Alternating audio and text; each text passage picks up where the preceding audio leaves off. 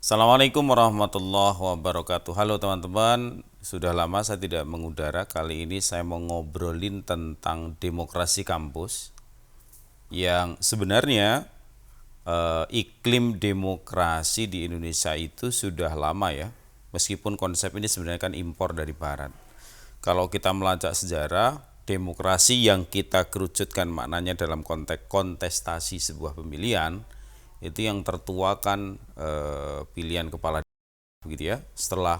Setelah era monarki atau kerajaan itu selesai, maka kemudian era demokratisasi semacam itu sudah mulai berkembang di negara kita. Lalu makin ke sini kita mengenal istilah pemilihan dalam konteks negara, ada pemilihan presiden, pemilihan legislatif, dan sekarang yang akan berlangsung 2024 di bulan November itu adalah pilkada serentak di seluruh Indonesia. Tapi di luar itu, teman-teman sekalian, sebenarnya ada konteks demokratisasi kampus yang ini juga sudah berjalan lama. Jadi kampus itu kan punya periodisasi kepemimpinan. Misalnya kalau di kampus-kampus Muhammadiyah itu biasanya rektor dipilih itu untuk kurun waktu satu periode selama 4 tahun, dan dia bisa dipilih lagi secara aturan untuk periode yang kedua, dan tidak ada periode yang ketiga secara teori ya, meskipun dalam kasus-kasus tertentu ternyata itu juga terjadi. Nah, dinamika pemilihan dalam bingkai demokratisasi kampus itu di kampus-kampus seluruh Indonesia, baik Muhammadiyah maupun non Muhammadiyah, itu macam-macam. Ada dulu saya masih ingat ada kampus tertentu bahkan proses pemilihan rektor itu melibatkan mahasiswa. Jadi mahasiswa itu secara terbuka kayak ya mirip mirip pemilu di negara lah. Jadi kampus itu seperti miniatur negara. Kemudian mahasiswa, dosen, karyawan itu dilibatkan untuk bisa menjadi bagian partisipasi di dalam menentukan pemimpin kampus.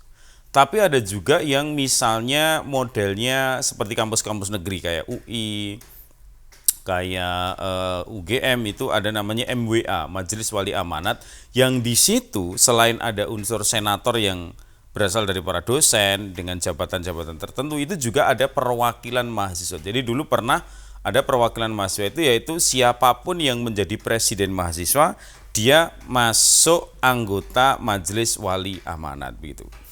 Tapi kemudian berkembang, sekarang kalau di kampus-kampus negeri itu memang Senat masih melakukan proses pemilihan, tetapi penentu utamanya adalah tetap menteri ya. Kalau kampus non agama itu adalah menteri pendidikan dan kebudayaan. Kalau kampus agama itu adalah menteri agama. Nah, banyak dinamika ya, termasuk dalam konteks pemilihan di perguruan tinggi Muhammadiyah. Misalnya begini, saya masih ingat ini terjadi di UMS pasca lengsernya Pak Jasman Al-Kindi pada waktu itu. Kemudian UMS itu melakukan proses pemilihan, jika tidak salah ingat dalam catatan saya itu adalah sampai proses pemilihan itu berulang 4 kali. Kenapa? Pemilihan pertama sudah dapat orang di demo mahasiswa, pilihan kedua di demo mahasiswa, dan seterusnya dan seterusnya. Akhirnya pimpinan pusat Muhammadiyah pada saat itu mengambil kebijakan, ya sudah, karena siapapun pilihannya ditolak oleh mahasiswa, akhirnya kemudian diskresi PP, dia ngambil orang yang tidak menjadi bagian dari UMS, tapi kemudian ditugaskan untuk menjadi rektor UMS, yaitu pegawan kita namanya Pak Malik Fajar, yang saat itu beliau juga sedang menjadi rektor Universitas Muhammadiyah Malang. Tapi memang ini orangnya keren, hebat, super begitu, kemampuan manajerialnya super jago, sehingga dalam waktu yang bersamaan mengelola 2 perguruan tinggi, dua-duanya menjadi besar luar biasa. Belum lagi cerita misalnya di salah satu perguruan tinggi Muhammadiyah di Sumatera ya, yang pemenang utamanya itu yang mendapatkan suara terbanyak ketika pemilihan di Senat ternyata tidak dilantik oleh PP Muhammadiyah oleh karena ketahuan dalam proses pemilihan itu melakukan praktek yang namanya money politik gitu kan. Dan seterusnya. Jadi nanti kalau diteliti sebenarnya teman-teman sekalian, proses kontestasi pemilihan di kampus-kampus baik negeri, swasta maupun perguruan tinggi Muhammadiyah itu macam-macam ya, semuanya berjalan dengan mulus-mulus amat begitu kan. Nah, bagaimana dalam konteks kampus kita nih di Unima, sebenarnya aturan mengenai proses pemilihan itu kan sudah ada dalam kaidah yang ditetapkan oleh Majelis Pendidikan Tinggi Pimpinan Pusat Muhammadiyah. Jadi memang tugas Senat itu sependek pengetahuan saya memilih 3 orang terbaik dari bakal calon yang terkumpul, kemudian 3 orang yang terbaik itu dikirim ke pimpinan pusat Muhammadiyah, lalu pimpinan pusat itulah yang menetapkan siapa calon rektor berikutnya. Apakah mesti yang suara terbanyak yang dipilih? Belum tentu. Ya, belum tentu. Tentu pimpinan pusat punya pertimbangan kenapa yang ditetapkan belum tentu suara terbanyak. Tapi apakah suara terbanyak juga bisa jadi rektor? Oh, sering. Artinya suara terbanyak itu juga menjadi pertimbangan pimpinan pusat selain juga faktor-faktor yang lain. Nah, dalam konteks kita, teman-teman sekalian, Unima ini kan mau sebentar lagi mau ada hajatan demokrasi besar ya. Dan saya dengar kabar sudah ada 10 calon yang 10 bakal calon yang sudah dipilih begitu. Yang 10 bakal calon ini nanti akan melalui rangkaian tahapan sebelum salah satunya dipilih untuk menjadi rektor, maka rangkaian-rangkaian ini akan mereka ikuti gitu ya. Jadi misalnya mereka harus memenuhi syarat administrasi, mereka harus mengikuti fit and proper test, lalu mereka nanti akan dipilih ya oleh Senat kita ya, dari sekian orang kemudian menjadi 3 orang, lalu yang 3 orang itu dikirim ke pimpinan pusat Muhammadiyah, baru setelah itu itulah yang akan ditetapkan sebagai rektor kita. Nah, siapa kita belum tahu. Apakah yang akan dipilih pimpinan pusat adalah incumbent yang sekarang sedang menjadi rektor, ataukah orang baru begitu ya, yang kita belum tahu juga siapa kira-kira di antara mereka yang akan mendapatkan amanah berat itu. Tetapi yang perlu saya ingatkan teman-teman sekalian bahwa satu nih, kampus kita ini selain punya DNA keunggulan, tapi juga punya DNA persoalan yang harus dirampungkan, yang harus diselesaikan, yang harus dimaksimalkan sehingga nih kampus akan berjalan lebih bagus lagi. Ya kan? Tentu para pendahulu yang sudah memimpin kita itu sudah berbuat luar biasa. Tetapi karena agenda ke depan ini terus berubah, terus mengalami dinamika yang luar biasa, maka seyogyanya tentu PR-PR ini harus kita selesaikan, ya kan?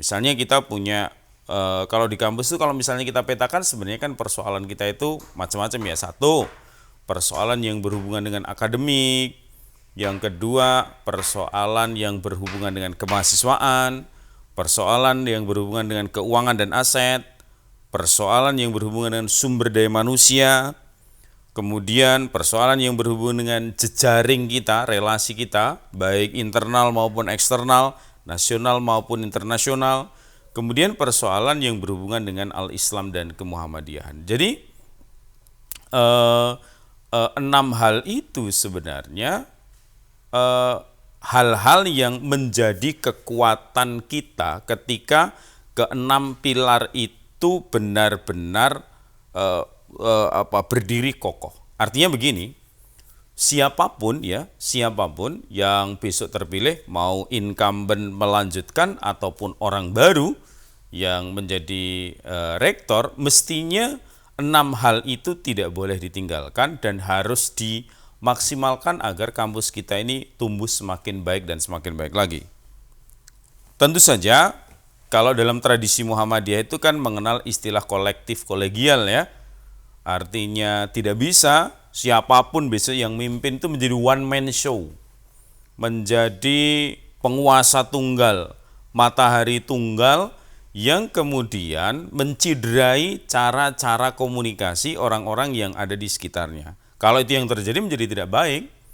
Ingat, ini lembaga, manusianya banyak, pikirannya banyak, yang karena banyak itu tidak mungkin kemudian disatukan dengan satu jenis pemikiran.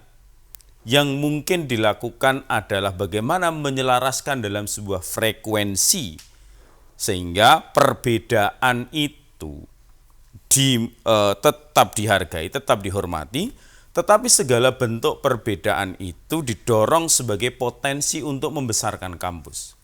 Jadi ya, kalau semuanya diukur dengan cara berpikir yang sama, dengan standar yang sama, tentu saja ini perkara yang akan justru menimbulkan masalah besar di kemudian hari, begitu kan? Sekali lagi, karena nih kepalanya banyak beserta isinya, keinginannya juga banyak, begitu, maka yang harus dilakukan adalah menyelaraskan.